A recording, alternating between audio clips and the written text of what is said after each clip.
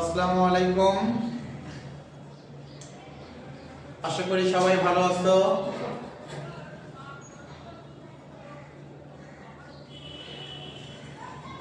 Corona মহামারীর মধ্যে স্বাস্থ্য সুরক্ষা নিশ্চিত করে মহান আল্লাহর কৃপায় সবাই ঘরে সুস্থ আছো এই আশা আমরা ব্যক্ত করতেছি। তোমাদের এসএসসি 2022-এর আজকে আমরা মহামূল্যবান একটা ক্লাস নিয়ে তোমাদের সামনে হাজির হয়েছি। তোমাদের সঙ্গে অফলাইনে ক্লাস করাতে আমার বেশি ভালো লাগে। প্রত্যেক ক্লাসের ভিডিওতে আমি এটা বারবার বলে থাকি, বিকজ অফ তোমরা সামনে থাকবা, তোমাদের সঙ্গে কথা বলবো, স্মাইলিং ফেসে আমরা সবার সঙ্গে প্রশ্ন বিনিময় করে শিখবো, এটা আমার বেশি এনজয় করি, ভালো লাগে। কিন্তু করোনা মহামারীর কারণে সারা বিশ্ব যেখানে থমকে গেছে, আমরা সেখানে বাধ্য হচ্ছি তোমাদের সঙ্গে সরাসরি অফলাইনে ক্লাস না করে অনলাইন ক্লাস করার জন্য, অংশগ্রহণ করার জন্য। আশা করবো সবাই ক্লাসে জয়েন করতেছে এবং সবাই রেগুলার ক্লাস করবা।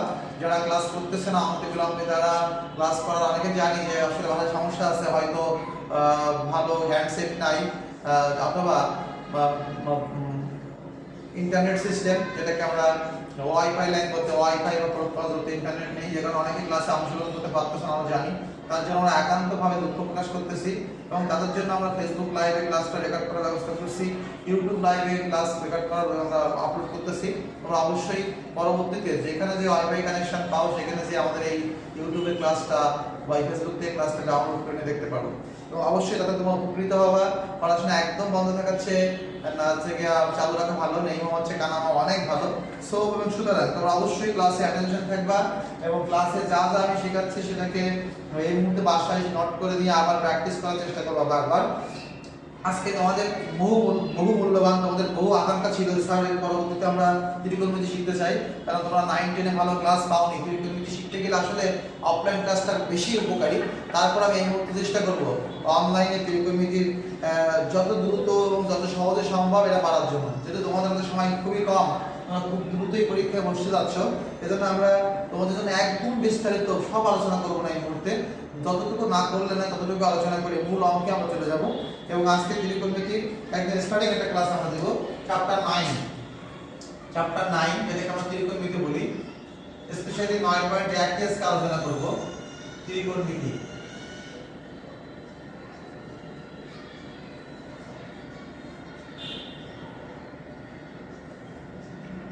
আমাদের ন্যাশনাল হাই স্কুলের ছেলেপেলে যারা আছে তারা অবশ্যই চ্যানেলটা সাবস্ক্রাইব করে রেগুলার ক্লাসগুলো দেখবা। আর পরবর্তী ভিডিও কেমন হলে ভালো হয় সেটা ইনবক্সে জানাবা।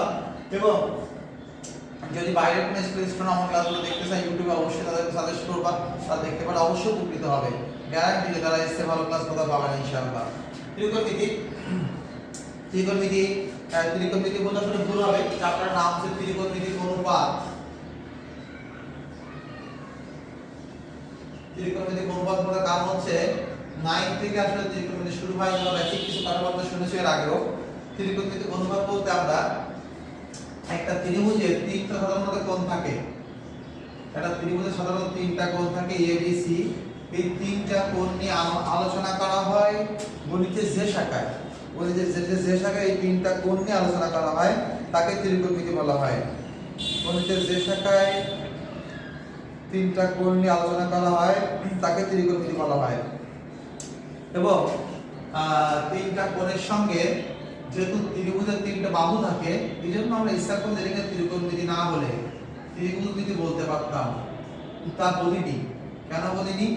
আমরা বলছি এটাকে ত্রিকোণমিতি কারণ এখানে কোণ নিয়ে বেশি আলোচনা করা হয়, এখানে বাহুর উপর বেশি গুরুত্ব দেওয়া হয় না, এখানে কোণের উপরে বেশি গুরুত্ব দেওয়া হয়, যে কারণে আমরা কোণের কথা উল্লেখ করে বলা হয়েছে। এবং যেহেতু তিনটা কোণ পরিমাপ করার জন্য ত্রিকোণমিতিতে তিনটা অজানা চলককে হাজির করা হয়েছে। যে অজানা চলকের নামকে আমরা ত্রিকোণমিতিক অনুপাত বলে থাকি। তিনটা অজানা চলক হচ্ছে সাইনের সম্পূর্ণ নাম হচ্ছে সাইন, আর একজন হচ্ছে কোসাইন, আর একজন হচ্ছে ট্যানজেন্ট। এই তিনটা অজানা চলক, এগুলো হচ্ছে অজানা চলক, অজ্ঞাত চলক। তো অজ্ঞাত চলকদেরকে আমরা ত্রিকোণমিতির বিভিন্ন হিসাবের কাজে ব্যবহার করি বলে এদেরকে অনুপাত বলা হয়। তো অনুপাত বলার কি কারণ? অনুপাত মানে ভাগফল। কেন এদেরকে অনুপাত বলা হয় সেই কারণটা আমরা এখন ব্যাখ্যা করতে চাই। একটা সমকোণী ত্রিভুজে এটাকে যদি সমকোণ বলা হয় 90 ডিগ্রি, তাহলে এটাকে বলা হয় অতিভুজ, তোমরা সবাই জানো।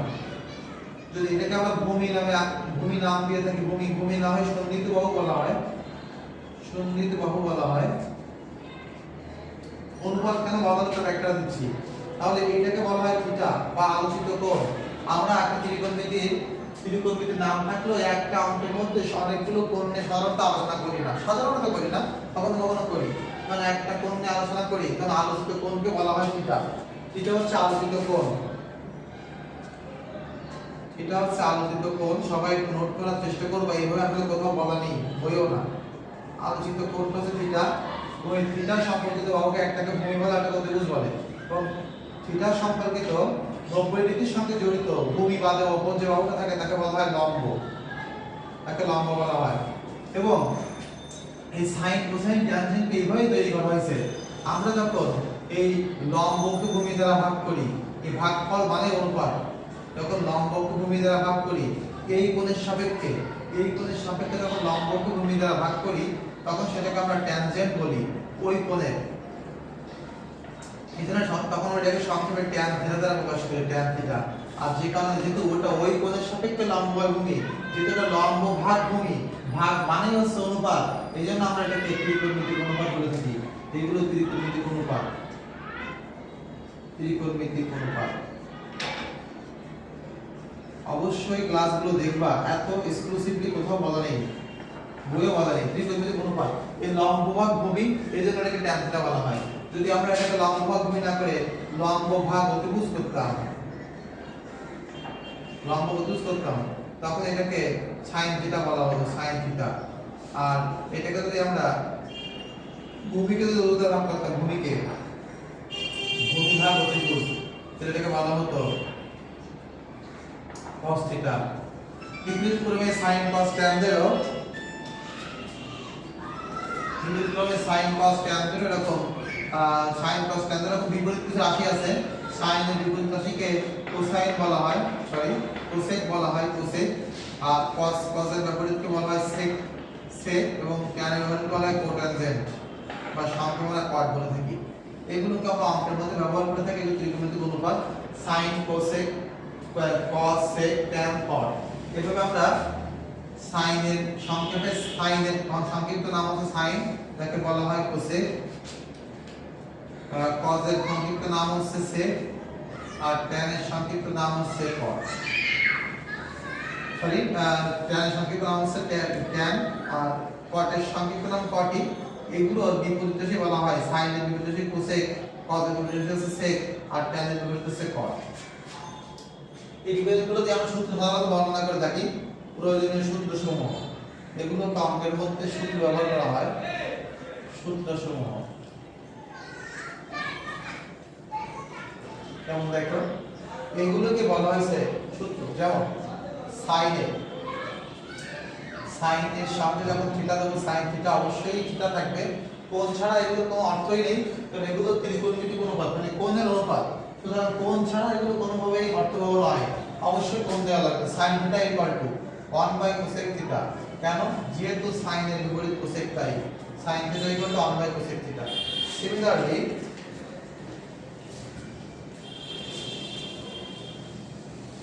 একটু পাশে লেখার চেষ্টা করব আমি। বিপরীত ক্রমে cosec theta equal to 1 sin theta. এরপর থাকে cos থিটা। cos থিটা সূত্র হচ্ছে 1 sec থিটা। এটাকে উল্টায় দিলে sec থিটা ইকুয়াল টু দাঁড়াবে 1 cos থিটা।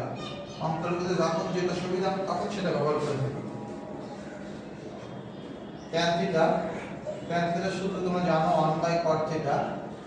আর সিমিলারলি যদি উল্টায় দেওয়া হয় তাহলে cot থিটা ইকুয়াল টু দাঁড়াবে 1 tan থিটা। হ্যাঁ, প্রধান এই তিনটা ত্রিকোণমিতিক অনুপাতের মধ্যে একটা সম্পর্ক আছে। যদি সূত্র মুখস্থ করতে কষ্ট হয় তাহলে এক্সক্লুসিভ কিছু কথাবার্তা আমার আছে, বানোয়াট একটা গল্প। সম্ভব হলে পরবর্তী কোনো ক্লাসে সেটা আমরা আপলোড করার চেষ্টা করব। যে এইগুলো বোঝাতে মনে থাকে না, সহজে মনে রাখার জন্য একটা বানোয়াট কাল্পনিক গল্প আমার তৈরি করা আছে, যেগুলো শুনলে তোমার সিনেমার কাহিনীর মতো এগুলো মুখস্থ হয়ে যাবে। সিনেমার কাহিনী যখন একবার দেখতে বলো না, সিনেমার চরিত্র এগুলোকে এক একজনকে একটা নাম দিয়ে সিনেমার চরিত্র আকারে উপস্থাপন করবো। তখন এটাকে আরো ভালো লাগবে।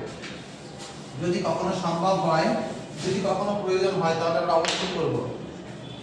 আর এই মেইন সাইন কজ আর ট্যান এর মধ্যে সম্পর্ক আছে, এটাকে বলা হয় যে tan theta equal to sine theta by cos theta. এই প্রথম জনকে দ্বিতীয় জন দ্বারা ভাগ দিলেই তৃতীয় জন পাওয়া যায়, তাই বলার চেষ্টা করলাম। সিমিলারলি যেহেতু ট্যান এর বিপরীত হচ্ছে কট, তাহলে যদি কট থিটা এর লিখতাম, তাহলে কস যেহেতু উপরে আর সাইন যেহেতু নিচে, cos theta by sine theta হতো। প্রথম ভাবে সূত্রগুলো মুখস্থ করা হয়। দ্বিতীয় ধাপে এসে আর কিন্তু সূত্রগুলোই বলবো। দ্বিতীয় ধাপে এসে আমরা সূত্রগুলো বলে থাকি, এগুলো তিনটা গুরুত্বপূর্ণ সূত্র। এই sin এর স্কয়ার এবং cos এর স্কয়ার এই দুটো যোগ করলে sin square theta plus cos square theta equal to 1। এই উদ্ভট সূত্রগুলো মুখস্থ রাখার জন্য কিছু এক্সক্লুসিভ গল্প আছে, পরে অবশ্যই বলবো ইনশাআল্লাহ। sec square theta minus tan square theta equal to 1 এবং cosec square theta minus cot square theta equal to 1। এই তিনটা সূত্র ব্যবহার অনেক বেশি। ফাইনালি এইটা সূত্রগুলো বললাম, এটা ইম্পর্টেন্ট সূত্র, ওগুলো ওইখানে নোট করে ফেলতে পারে, এখানে লেখা লাগবে না তাইলে। sin থিটা ইকুয়াল টু লম্ব বাই অতিভুজ, tan theta cos theta equal two ভূমি বাই অতিভুজ এবং tan থিটা ইকুয়াল টু লম্ব বাই ভূমি। এটাও আমরা নোট করে নিই, 1 2 3 নাম্বার দিয়ে মুখস্থ করে নিই। লম্ব বাই অতিভুজ মানে sin থিটা, লম্ব বাই ভূমি মানে tan থিটা, ভূমি বাই অতিভুজ মানে cos থিটা। সুতরাং সবগুলো অবর্তন সম্পর্কে দেখানো হয়েছে। কিন্তু পার্টটা নিতাম sin এর বিপরীত হচ্ছে cosec, তাহলে cosec থিটা ইকুয়াল টু হতো অতিভুজ বাই লম্ব। tan থিটার বিপরীত হচ্ছে cot থিটা, cot থিটা তাহলে cot থিটা ইকুয়াল টু ভূমি বাই লম্ব হতো। cos থিটার বিপরীত হচ্ছে sec থিটা, তাহলে sec থিটা ইকুয়াল টু অতিভুজ বাই ভূমি হতো। এভাবে আমরা মুখস্থ করতে পারি। সূত্রগুলো পারলে অঙ্ক খুবই ভালো লাগবে, অঙ্ক খুবই সহজ, তোমরা পারবে ইনশাআল্লাহ। আমরা পরবর্তী ক্লাসে অনেকগুলো অঙ্ক আলোচনা করার চেষ্টা করব।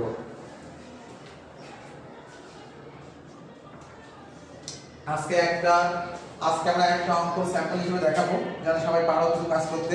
সূত্রগুলো মুখস্থ করার পাশাপাশি একটা অঙ্ক তোমরা বাসায় চেষ্টা করবা, সেই অঙ্কটা আমরা এখন দেখাচ্ছি।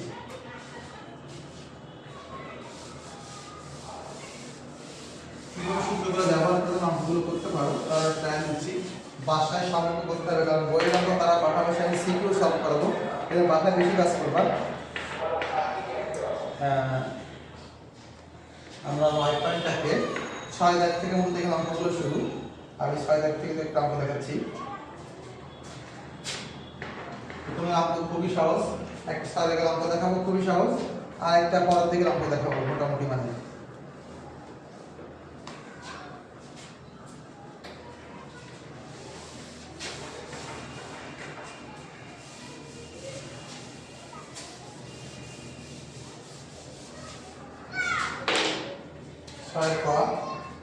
প্রমাণ করতে বলছে, আমরা লিখতেছি লেফট সাইড 1/sec স্কয়ারে প্লাস 1/cosec স্কয়ারে। এখানে কিন্তু থিটা ব্যবহার না করে এই কোণ ব্যবহার করা হয়েছে। থিটারও যে ভূমিকা, এর যে ভূমিকা, থিটাও একটা কোণ, এও একটা কোণ, এখানে এই কোণ দেওয়া হয়েছে। আমরা 1/sec স্কয়ারে sec মানে হচ্ছে cos এর বিপরীত, সুতরাং 1/sec স্কয়ারে আমরা cos স্কয়ারে লিখতে পারি, cos স্কয়ারে প্লাস 1/cosec স্কয়ারে আমরা লিখতে পারি sin স্কয়ারে, বিকজ অফ cosec হচ্ছে sin এর বিপরীত। 1/cosec মানে sin, দেখো আমি সূত্র লিখে দিচ্ছি, একটু আগে এটা দেখো।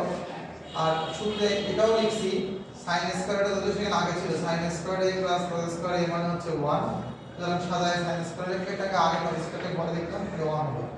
রাইট সাইড এটা ছিল, এইভাবে রাইট সাইড লিখতে পারো। অতএব left side equal to right side. তবে প্রমাণ লেখার সময় সম্পূর্ণ কোশ্চেনটা লিখে দিতে ভালো হয়। সুতরাং 1/sec স্কয়ারে প্লাস 1/cosec স্কয়ারে ইকুয়াল টু 1 প্রমাণিত। প্রথম থেকে অঙ্কগুলো এত সহজ, সুতরাং এগুলো খুব একটা আসে না। আমি পরের দিকে একটা ভালো অঙ্ক দেখে আমাদের আজকের ক্লাস এখানে সমাপ্তি করব। এই অঙ্কগুলো প্রায়ই আসে, তোমরা খুবই করতে পারো লাস্টের দিকে অঙ্কগুলো, এবং এই নিয়ে অনেকগুলো অঙ্ক আছে যে কোনো একটা পরীক্ষায় খুবই আসতে পারে। আমি ধরে লিখতেছি 19 নম্বর অঙ্কটা, 19 এখানে করাচ্ছি 19 যা কোণ যুক্ত করছে সেখানে আমরা লিখতেছি বাম পক্ষ লেফট সাইড ইকুয়াল টু এই অনেকগুলো অঙ্ক এবং একটা খবা বা এর সম্ভাবনা খুবই বেশি root over 1 minus sin a by 1 plus sin a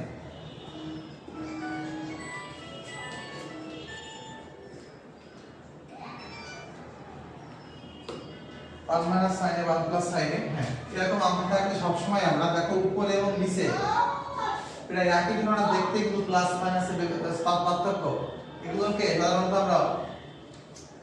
সাধারণত আমরা ইংলিশে বলি কনজুগেট বা বাংলায় বলি কনজুগেট বাংলায় বলি অনুবন্ধী কনজুগেট বা অনুবন্ধী যেটা সেটা জটিল সংখ্যা থেকে আসছে অনুবন্ধী এই অনুবন্ধী দ্বারা গুণ করতে হয় একই রকম যখন দেখতে প্রায় থাকবে যদি প্লাস প্লাস রিভার্স তখন নিচে যা থাকবে নিচে যা আছে তার বিপরীতটা দ্বারা গুণ করব নিচে আছে 1 প্লাস sin a তাহলে 1 মাইনাস sin a দ্বারা গুণ করব উপরেও তাই উপরে নিচে উভয় জায়গায় গুণ করব 1 মাইনাস sin a এই 1 মাইনাস sin a নিচে গুণ করছি বলে উপরে গুণ করব উপরে 1 মাইনাস sin a হয় কেন করলাম এই উদ্দেশ্য করলাম যে নিচে a plus b into a minus b সূত্র পড়বে তাহলে 1 square minus sin square a হবে a square minus b square a plus b আর a মাইনাস b মানে a square minus b square উপরে দুটোই একই জিনিস আছে তাহলে দুটোকে লেখা যাবে একটা whole square 1 minus sin a whole square তাহলে কি হবে এবার আমরা রুট রাখলাম উপরে 1 minus sin a whole square থাকলো নিচে কিন্তু আমরা 1 স্কয়ার মানে 1 sin স্কয়ার a মানে sin square a 1 minus sin square a কে আমরা লিখতে পারবো cos স্কয়ার a এটা এক নম্বর সূত্র থেকে আসছে এক নম্বর ছিল sin square a plus cos square a equal to 1 দুই নম্বর ধাপে এক নম্বর পেয়েছিল সেটাকে আমরা চেঞ্জ করে লিখতে পারি 1 minus sin square a equal to cos square a এই সূত্র ব্যবহার করে আমরা লিখছি তো নিচে লিখলাম cos স্কয়ার a যেহেতু উপরে 1 minus sin a whole square আছে নিচে cos এর হোল স্কয়ার আছে আমি একসাথে লিখে স্কয়ার দিয়ে তার হোল রুট দিলাম তাহলে স্কয়ার রুটে কাটা গেলে থাকলো 1 মাইনাস sin a আর নিচে থাকলো cos a এই পাশে লিখতেছি আমি এবার এই cos a টাকে অন্য নিচে একবার লিখবো তাহলে 1 বাই cos a হবে মাইনাস sin a নিচে একবার লিখবো sin a by cos a হবে তাহলে সুবিধা হলো কি 1 বাই cos মানে sec সবাই জানে sec আর 4 নম্বর সূত্রে দেখো লিখছি প্রথম ভাবে 4 নম্বর সূত্রে sin a by cos a এর মান হচ্ছে tan এটাই প্রমাণ করতে বলছে তাহলে রাইট সাইড হয়ে গেছে অতএব left side equal to right side কোশ্চেনটা লেখার পরে প্রুফ দিতে ভালো হয় রুট তাহলে সবাই 6 থেকে আমি একবার 19 জায়গায় চলে গেছি কারণ একটাই ভিতরে অঙ্কগুলো এরকম সহজ খুবই সহজ লাস্টের দিকে অঙ্কগুলো এরকম সুতরাং 6 থেকে 19 20 দাগ পর্যন্ত একই নিয়মের অঙ্ক আছে তোমরা 6 থেকে 20 দাগ পর্যন্ত কাজ করবা তাহলে এখন তোমরা এসএসসি পরীক্ষাতে 22 সালে তোমরা এগুলো কম্পিটিশন আগে করা আছে এমন না যে কেবল শুরু হচ্ছে এতগুলো অঙ্ক আমরা কেন কাজ করব সবাই মাথায় পারবে একই ধরনের সহজ সহজ অঙ্ক এই ধরনের অঙ্কই আছে কেবল 5-7টা একদম হুবহু এই জন্য তোমরা অবশ্যই বানানোর চেষ্টা করবা হোমওয়ার্ক থাকবে যেটা হোমওয়ার্ক থাকবে চ্যাপ্টার 9 পয়েন্ট রাখেনি 6 থেকে 19 দাগ পর্যন্ত 6 থেকে 20 দাগ পর্যন্ত 6 থেকে 20 পর্যন্ত অবশ্যই করবা কারণ এগুলো আগে করা আছে আমি আরেকবার রিভিউ করলাম প্রয়োজনীয় সমস্যাগুলো ইনবক্সে বললে আমরা সেগুলো সলভ করে দেব অবশ্যই জানাবো আমাদের সঙ্গে আজকের ক্লাস আমরা এখানে সমাপ্তি ঘোষণা করছি সবাই ভালো থেকো সুন্দর থেকো সাবধানে থেকো এবং পরবর্তী ক্লাসের জন্য ওয়েট করো আজকের ক্লাসে যা ক্লাস হয়েছে অবশ্যই বাসায় ভালো প্র্যাকটিস করো করোনা ভাইরাস থেকে নিরাপদ থাকো সবাইকে আল্লাহ সুস্থতা দান করুন আমিন আফিজ দাওয়ানা আলহামদুলিল্লাহি রাব্বিল আলামিন থ্যাংক ইউ আসসালামু আলাইকুম